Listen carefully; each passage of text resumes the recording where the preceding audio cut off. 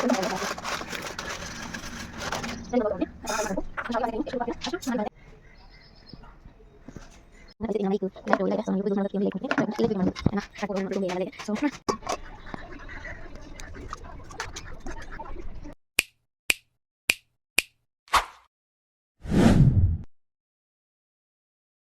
Friends, ಎಲ್ಲ ಹೇಗಿದ್ದೀರಾ? ಇವಕ್ಕೆಲ್ಲ ಚೆನ್ನಾಗಿದ್ದೀರಾ ಅಂದ್ಕೊಳ್ತೀನಿ. ನಾನು ಕೂಡ ಚೆನ್ನಾಗಿದ್ದೀನಿ. ಇವತ್ತು ಮಂಗಳವಾರದ ವಿಡಿಯೋ. ಬೆಳಿಗ್ಗೆನೇ ಪೂಜೆ ಎಲ್ಲ ಆಯಿತು. ಸೊ ಪಾಯಸ ಮಾಡೋಣ ಅಂತ ರೆಡಿ ಮಾಡ್ಕೊಳ್ತಾ ಇದ್ದೀನಿ. ಶಾವಿಗೆ ಪಾಯಸ ನಾನು ಯಾವ ಥರ ಮಾಡ್ತೀನಿ ಅಂತ ನಿಮ್ಮೊಟ್ಟಿಗೆ ಶೇರ್ ಮಾಡ್ತೀನಿ. ಅದಕ್ಕೆ ಮುಂಚೆ ನನ್ನ ಚಾನಲ್ನ ಫಸ್ಟ್ ಟೈಮ್ ವಿಸಿಟ್ ಮಾಡ್ತಾರೆ, ಪ್ಲೀಸ್ ಸಬ್ಸ್ಕ್ರೈಬ್ ಮಾಡಿ ನೋಡಿ. ಹಾಗೆ ಪಕ್ಕದಲ್ಲಿ ಕಾಣ್ತಿರೋ ಬೆಲ್ಲೈಕನ್ನ ಪ್ರೆಸ್ ಮಾಡಿ, ಆಯಿತಾ? ಸೊ ಕೆಲವೊಬ್ರು ಶಾವಿಗೆ ಪಾಯಸ ಮಾಡಿದರೆ ತುಂಬ ಅಂಟಂಟು, ತುಂಬ ಥರ ಗಂಜಿ ಥರ ಆಗುತ್ತೆ. ಇವತ್ತು ನಾನು ತುಂಬ ಉದ್ರುದ್ರಾಗಿ ಹಾಲೊಳಗೆ ಶಾವಿಗೆ ತೇಲೋ ಹಾಗೆ ಹೇಗೆ ಮಾಡೋದು ಅಂತ ತೋರಿಸ್ತೀನಿ. ಬನ್ನಿ ನೋಡೋಣ.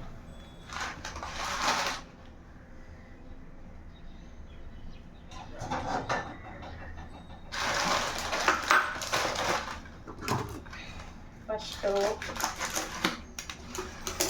ಸ್ವಲ್ಪ ಮಾಡ್ತಾ ಇದ್ದೀನಿ, ಜಾಸ್ತಿ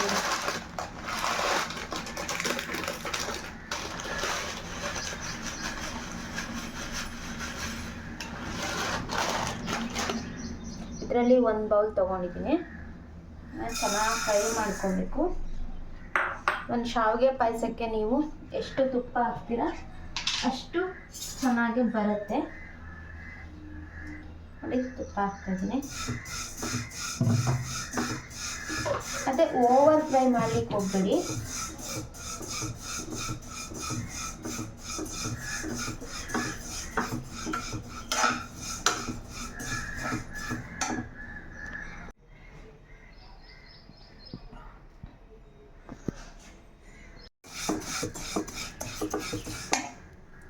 ಇನ್ನೊಂದು ಕಡೆ ಹಾಲು ಇಟ್ಕೊಳ್ತಾ ಇದ್ದೀನಿ ಕುದಿಲಿಕ್ಕೆ.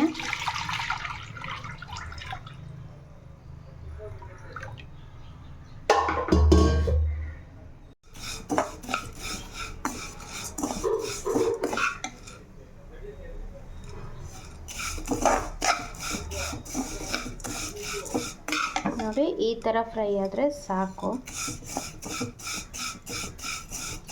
ಆಫ್ ಮಾಡ್ಕೊಬಿಡೋಣ.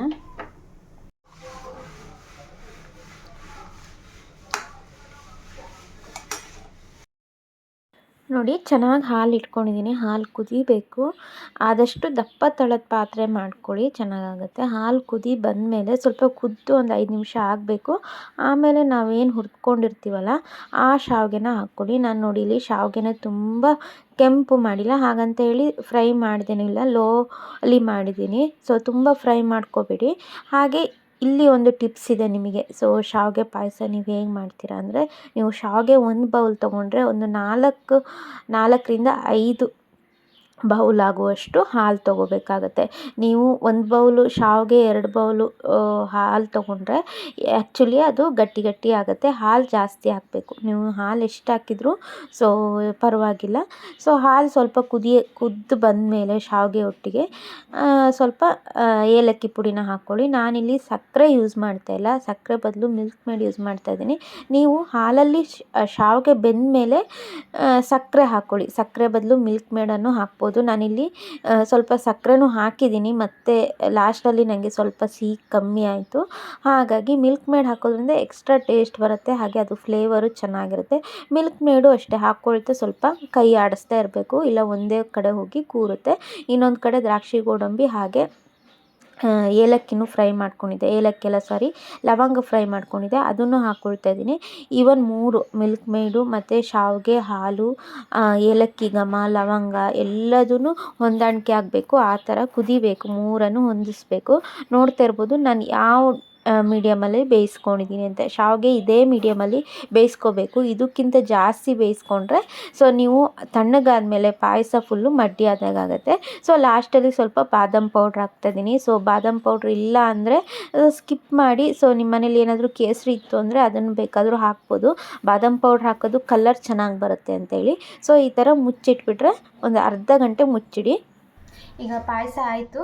ಸೊ ನಾನು ತೋರಿಸಿದ್ದೆಲ್ಲ ಶಾವಿಗೆ ಅದೇ ಪ್ರಮಾಣದಲ್ಲಿ ಬೇಯಬೇಕು, ತುಂಬ ಬೇಯಿಸ್ಲಿಕ್ಕೆ ಹೋಗ್ಬೇಡಿ. ಈಗ ಮುಚ್ಚಳ ಮುಚ್ಚಿಟ್ಟಿದ್ದೀನಲ್ಲ, ಆ ಬಿಸಿಗೆ ಶಾವಿಗೆ ಬೆಂದೋಗುತ್ತೆ. ಕೆಲವೊಬ್ರು ಏನು ಮಾಡ್ತಾರೆ, ಶಾವಿಗೆ ತುಂಬ ಬೇಯಿಸ್ಬಿಡ್ತಾರೆ, ಹುರಿಯೋದು ಜಾಸ್ತಿ ಹುರಿದ್ಬಿಡ್ತಾರೆ, ಬೇಯಿಸೋದು ಅಷ್ಟೇ ತುಂಬ ಮೆತ್ತಗೆ ಬೇಯಿಸ್ಬಿಡ್ತಾರೆ. ಆ ಥರ ಮುಚ್ಚಳ ಮುಚ್ಚಿಟ್ಟಾಗ ಅದು ಫುಲ್ಲು ಒಂಥರ ಪಾಯಸ ಮಣ್ಣಿ ಆದಂಗೆ ಆಗುತ್ತೆ. ಸೊ ಅದಕ್ಕೆ ಶಾವಿಗೆನೇ ಯಾವತ್ತೂ ಮುಕ್ಕಾಲು ಅಂಶ ಅಷ್ಟೇ ಬೇಯಿಸಬೇಕು ಹಾಲಲ್ಲಿ, ಅಥವಾ ನೀವು ಶಾವಿಗೆ ಪಾಯಸ ಏನೇ ಮಾಡ್ತೀರಿ ಅಂದರು. ಸೊ ಅದಾಗಲಿ, ಆದಮೇಲೆ ನಾನು ತೋರಿಸ್ತೀನಿ. ನಾನು ಇವತ್ತು ಸಕ್ಕರೆ ಸ್ವಲ್ಪ ಯೂಸ್ ಮಾಡಿದ್ದೀನಿ. ಸಕ್ಕರೆ ಬದಲು ನೀವು ನಾನು ಅದೇ ಹೇಳ್ತೀನಲ್ಲ, ಮಿಲ್ಕ್ ಮೇಡ್ ಯೂಸ್ ಮಾಡಿದ್ದೀನಿ. ಸೊ ಮಿಲ್ಕ್ ಮೇಡ್ ಅಂದರೆ ತುಂಬ ಚೆನ್ನಾಗಿರುತ್ತೆ ಟೇಸ್ಟು. ನೀವು ಅದಿಲ್ಲ ಅಂದರೆ ಪರವಾಗಿಲ್ಲ, ಯೂಸ್ ಮಾಡ್ಕೋಬೋದು ಸಕ್ಕರೆನೇ. ಸೊ ಹಾಗೆ ಡ್ರೈ ಫ್ರೂಟ್ಸಲ್ಲಿ ಗೋಡಂಬಿ ಮಾತ್ರ ಯೂಸ್ ಮಾಡಿದ್ದೀನಿ, ಏನಿದೆ ಅದನ್ನು ಮಾತ್ರ ಯೂಸ್ ಮಾಡಿದ್ದೀನಿ. ನಿಮಗೆ ಯಾವುದು ಬೇಕೋ ಅದನ್ನು ಡ್ರೈ ಫ್ರೂಟ್ಸ್ ಯೂಸ್ ಮಾಡ್ಕೋಬೋದು. ಸೊ ಅಡುಗೆ ಮಾಡೋದಾದಮೇಲೆ ಇದನ್ನೆಲ್ಲ ಎತ್ತಿಟ್ಕೋಬೇಕು.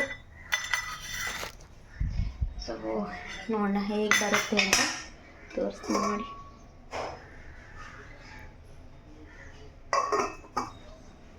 ಸೊ ಇವತ್ತಿನ ಅಡುಗೆನೂ ಅಷ್ಟೇ ಬೆಳಿಗ್ಗೆನೇ ಆಗೋಯಿತು. ಗಂಜಿ ಇಟ್ಟಿದ್ದೆ, ಹಾಗೆ ಬೀಟ್ರೋಟ್ ಪಲ್ಯ ಉಂಟು ಮಾಡಿದ್ದೀನಿ. ಬೆಳಿಗ್ಗೆನೇ ಆಗಿದೆ ಬೀಟ್ರೋಟ್ ಪಲ್ಯ. ಸೊ ಬಾಯ್ಲ್ಡ್ ರೈಸು, ಸೊ ಎಲ್ಲ ಆಗಿದೆ. ಸೊ ಇನ್ನೇನು ಕೆಲಸ ಇಲ್ಲ, ನೋಡೋಣ. ಇನ್ನ ಪರಿಸ್ಥಿತಿ, ನನ್ನ ಮೈಕ್, ಲೈಟು ಎಲ್ಲ ಇದೆ. ಸೊ ನಾನು ಯೂಟ್ಯೂಬಿಗೆ ಯೂಸ್ ಮಾಡುವಂಥದ್ದು ಪ್ರತಿಯೊಂದು ಇಲ್ಲೇ ಇಟ್ಕೊಂಡಿರ್ತೀನಿ. ಸೊ ಯಾಕಂದರೆ ಇಲ್ಲೇ ವಿಡಿಯೋ ಮಾಡುವಂಥದ್ದು. ನನ್ನ ಟ್ರೈಪೋಡು, ನನ್ನ ಮಗಳು ಗೊಂಬೆ ಎಲ್ಲ ಅಲ್ಲಲ್ಲೇ ಇದೆ. ಸೊ ನೋಡೋಣ.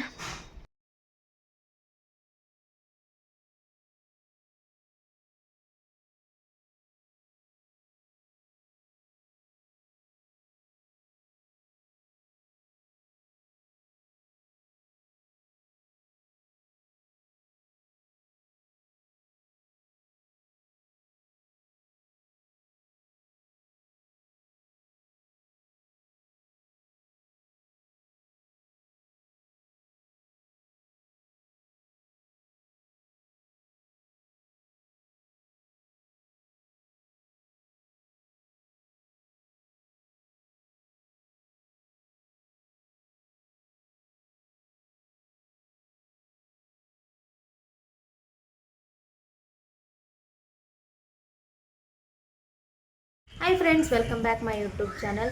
ಮೈಸೂರಲ್ಲಿ ಇವತ್ತು ಮಳೆ ಬರೋ ಹಾಗಾಗಿದೆ. ಸೊ ಬೇಗ ಹೋಗಿ ನನ್ನ ಮಗಳನ್ನ ಕರ್ಕೊಬಂದ್ವಿ. ಸೊ ಪಾಯಸ ನೋಡಿದ್ರಲ್ಲ, ಚೆನ್ನಾಗಿ ಬಂದಿದೆ ಪಾಯಸ ಅಂತೂ.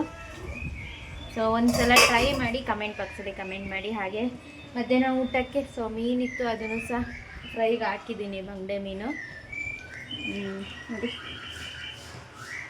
ಸೊ ವೆದರ್ ಅಂತೂ ತುಂಬ ಚೆನ್ನಾಗಿದೆ, ತೋರಿಸ್ತೀನಿ ಹೇಗಿದೆ ಅಂತ. ನಮ್ಮನೆ ಕಿಚನ್ ಅಂತೂ ತುಂಬ ಚೆನ್ನಾಗಲ್ಲ, ಹುಣಸೆ ಮರ ಇದೆಯಲ್ಲ, ಚಂದ ಗಾಳಿ ಬರುತ್ತೆ ಇಲ್ಲಿ. ಸೊ ಫುಲ್ಲು ಮೋಡ ಆಗಿದೆ. ಸೊ ನೋಡಬೇಕು. ಸೊ ಸಂಜೆ ಅಡುಗೆ ಏನಾದರೂ ಮಾಡಬೇಕು. ಹಾಂ, ಆಫ್ ಮಾಡ್ತೀನಿ.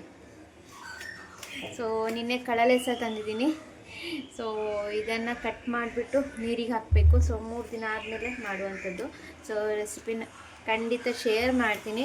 ಸೊ ಇದಾಗಿತ್ತು ನನ್ನ ಮಂಗಳವಾರದ, ಅಂದರೆ ಟ್ಯೂಸ್ಡೇಯ ರೊಟೀನು. ಸೊ ವಿಡಿಯೋ ಇಷ್ಟ ಆದರೆ ಲೈಕ್ ಮಾಡಿ, ಹಾಗೆ ಸಪೋರ್ಟ್ ಮಾಡಿ.